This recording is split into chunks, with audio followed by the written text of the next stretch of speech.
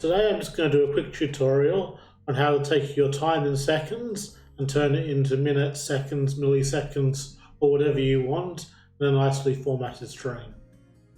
Now I've seen a lot of solutions using floor-to-int, and I've actually done that in one of my previous tutorials. However, there's a really simple way to do it that doesn't involve any maths. I know that the floor-to-int for some people just does their head in.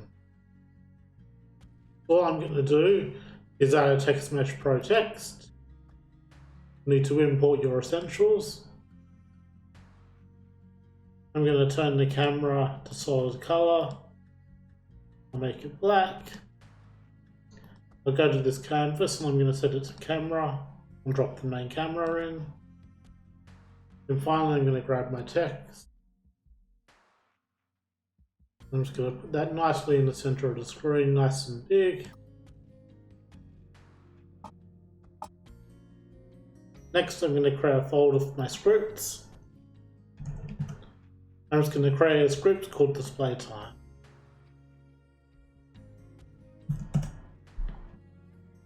Now let's open that in Visual Studio. First up, we need a couple of libraries. We need to be using TMP Pro, we're using TextMesh Pro, and we're going to need to use the system library to get to time span.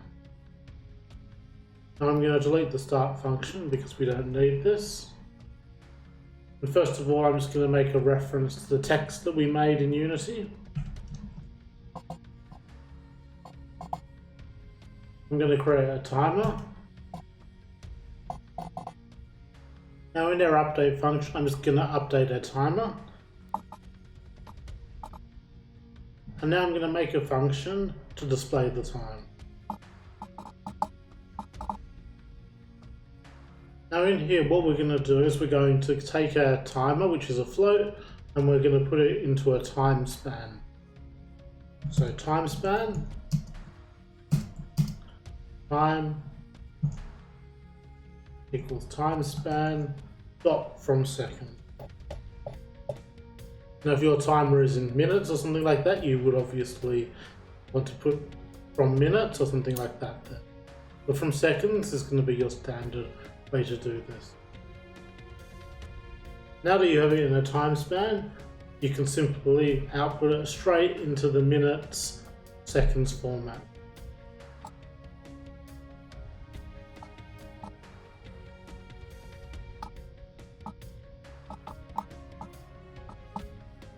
Just to explain what's happening here, these numbers refer to the variables here. So 0 is the minutes, 1 the seconds, the colon I'm just putting in between to make it clear, and I'm saying here that I want to display both digits of the second. So let's save this and give it a go.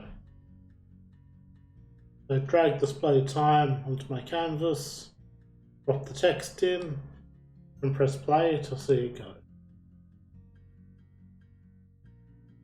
As you can see, it's now displaying it in the format of minutes and seconds.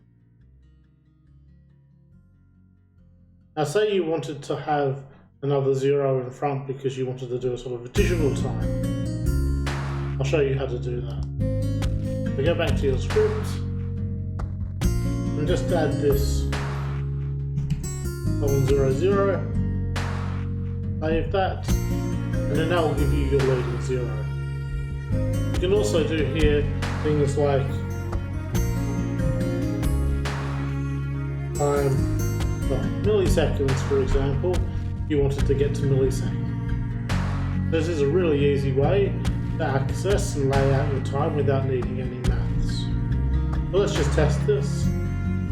You can now see the leading 0s here. So I hope you found this useful, and it's a really quick and easy way to do that, and the time function is something that you can explore more. There's a lot of really cool things you can do. Hope you enjoy your game development, and if you want to come and chat to me about game dev or follow any of the games I'm making, please check out my link tree in the links.